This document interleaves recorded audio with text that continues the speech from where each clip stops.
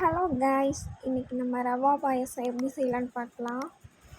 2 tumbler பால் ஊற்றி இப்போ நான் பாயாசத்துக்கு கொதிக்க வச்சுருக்கேன். இது நல்லா கொதிக்கணும்.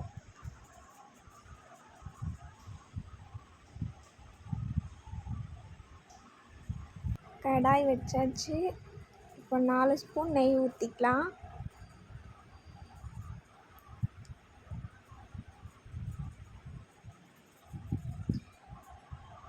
நெய் ஹீட் ஆகிடுச்சு. இப்போ நம்ம முந்திரி வறுத்து எடுத்துக்கலாம்.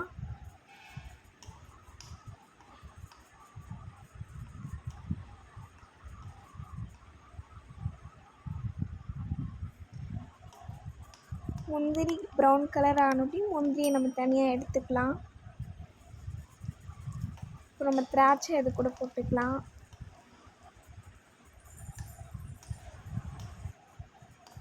திராட்சை கலர் மாறினோட்டி அதையும் நம்ம எடுத்துக்கலாம். எடுத்து தனியாக வச்சுக்கலாம்.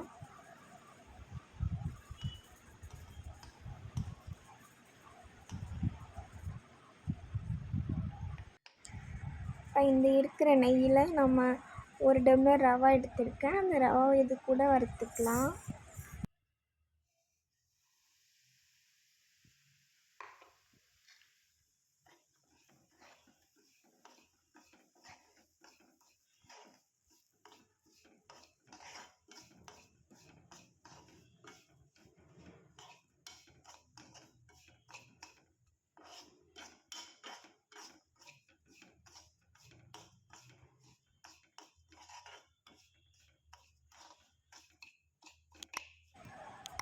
ரவை கருகிடாமல் நல்லா பொன்னிறமாக வறுத்து எடுத்துக்கணும்.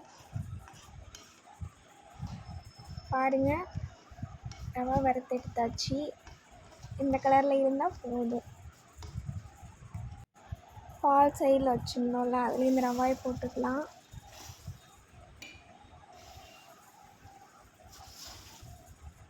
எல்லா ரவையும் போட்டு நல்லா மிக்ஸ் பண்ணிடணும்.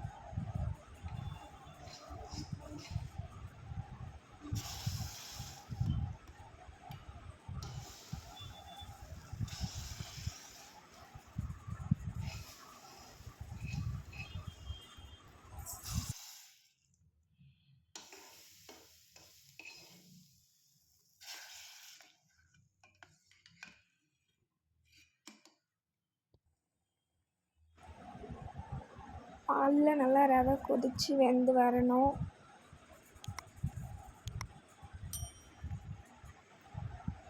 இது கூட நம்ம 2 ஏலக்காய் ஆட் பண்ணிக்கலாம். நல்லா வாசமாக இருக்கும். இதுக்கு தேவையான அளவு ஜீனி எடுத்து ஆட் பண்ணிக்கலாம். நான் எனக்கு தேவையான அளவு போட்டிருக்கேன்.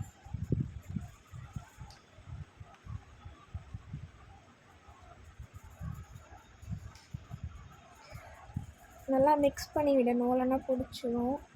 லைட்டாக உப்பு சேர்த்துக்குங்க, அப்போ தான் நல்லா டேஸ்ட்டாக இருக்கும்.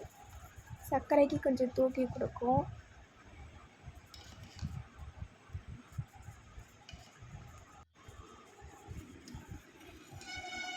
இப்போ பாயாசம் ரெடி ஆயிடுச்சு. அது கூட நம்ம இந்த முந்திரி திராட்சையெல்லாம் ஆட் பண்ணிக்கலாம். இப்போ பாருங்கள், நம்மளோட ரவை பாயாசம் ரெடி ஆயிடுச்சு.